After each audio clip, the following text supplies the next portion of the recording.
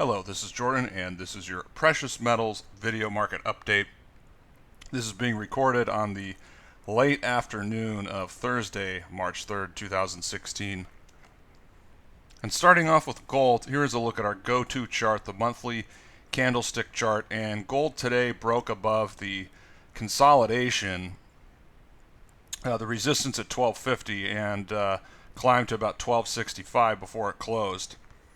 And one thing I want to note, we do have the jobs report tomorrow, and so that can give you a lot of volatility in both directions. So it wouldn't be a surprise to see gold open up down and maybe retest at 1250 before moving higher, but it does appear in the short term we've had a breakout, and gold's broken out of that consolidation from 1200 to 1250, and so gold has a very good chance to climb to 1300 in the short term. And just looking at the resistance targets, the major resistance targets are, you can call it about 1290 to 1300 on the monthly chart, but also 1273 is monthly resistance. And then there's very strong resistance at 1325. So keep in mind this is a monthly chart, so we do expect gold to go to 1300, but perhaps it doesn't close March above 1300. Perhaps it closes around 1273 or a little bit below, or maybe it closes at 1280, I don't know. But just to point out that there is monthly resistance at 1273, but that the near-term target would be 1300, or the immediate target after this breakout. Yes, so moving on, let's talk about the quarterly chart, because this even simplifies things further. In the last chart, we noted the strong resistance at about 1325. You can see it again. It's right there at about 1325 on the quarterly chart. Now support is at 1200 or a touch below. Now recently we've been talking about how gold needs to hold 1180 to 1200. If it can hold that, it's a sign that it's in a bull market. And so gold for this month, I do think it should close above 1200. That's not an unreasonable assumption. And obviously a quarterly close above 1200 be another very good sign that we're in a new bull market.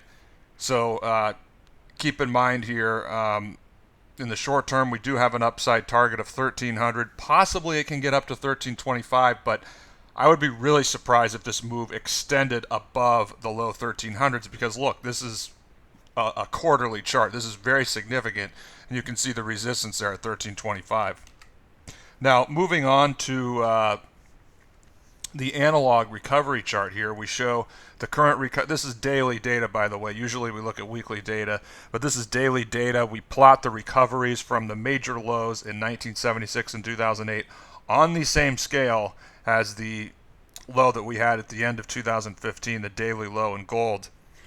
And we can see here that as it started out, gold was it's a little bit behind these other two recoveries, but it really is on track. When you look at those other two recoveries, 1200 was a key pivot point over the first month or two, and once they got above that, they really got going. Now gold, I mean, it was consolidating from 1200 to 1250. It got above that. Based on the last chart, we think gold should get to 1300, possibly 1325. So now this chart here would tell you that gold could rally to 1400 or even above. I'm not sure that that's going to happen immediately. I would think the best case scenario is 1325, as I said, in the short term. But gold, its recovery looks to be following this analog fairly well, although it's not quite as strong. So that would just be my guess. I mean, it's just a guess at this point, but maybe we see gold get up to 1325, and then at that point, maybe it consolidates from 1250 to 1325, or maybe if gold peaks at 1300, then it consolidates from 1200 to 1300. But those are just guesses, just something to keep in mind as we move forward. But as far as the question of when could the next correction begin, my guess would be it's going to start at gold 1300 or 1325. Now, before we close here, let's take a look at the miners. We have the weekly candle charts here. GDXJ is on top, GDX is below.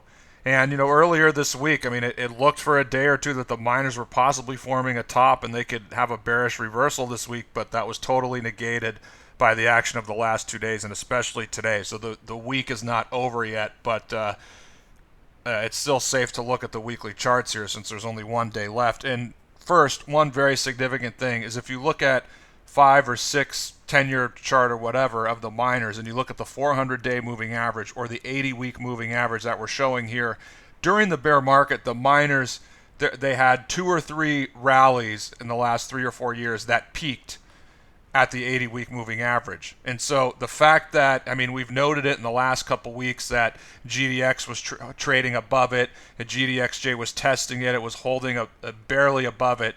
And so, I mean, what we're seeing this week in GDXJ, now it's more than 10% above the 80-week moving average, really pulling away from it. GDX, now it's going to close above it for the 4th time in the last 4 weeks. Folks, this is what a new bull market looks like. I mean, just look at this moving average, and you can look at a 5 or 6 year chart, and you can see it's done an excellent job of defining the primary trend. And for the first time since 2011, or since the bear market started, the miners they've broken above the moving average resistance, and now they're moving well beyond that, at least in the short term. So very good sign. We're in a new bull market. Now, where's the next resistance before a pullback can come?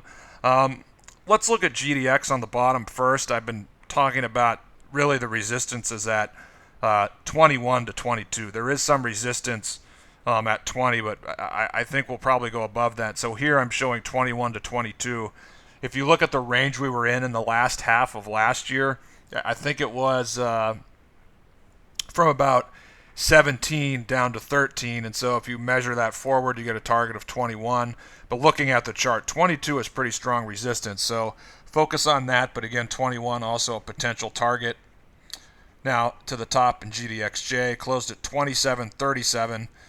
If you look at its consolidation or bottoming base over the last half of last year, that was from about 23 down to 18 roughly. So if you measure that forward, you get 28. And just looking at the weekly chart, we can see that the lows at the end of 2013 and the highs at the end of 2014 and early 2015, those are around 28, 29. There's also some resistance at 30, so keep those targets in mind, 28, 29. So overall, for the entire precious metals complex, I mean, unless something really wacky happens in the next trading day or two, it looks like we have a short-term breakout here, and precious metals are going to continue to move higher before we get some kind of sustained correction. If you want to find out more about our work, go to thedailygold.com and get our book.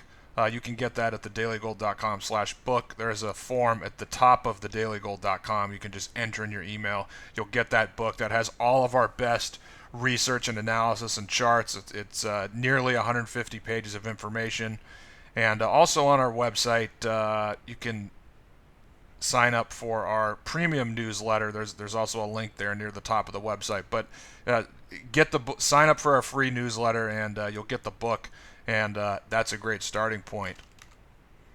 So thank you everyone for listening and watching. I hope this was helpful, and we'll see what happens in the next week or two, and I look forward to doing another video for you then in the next week or two. Thanks.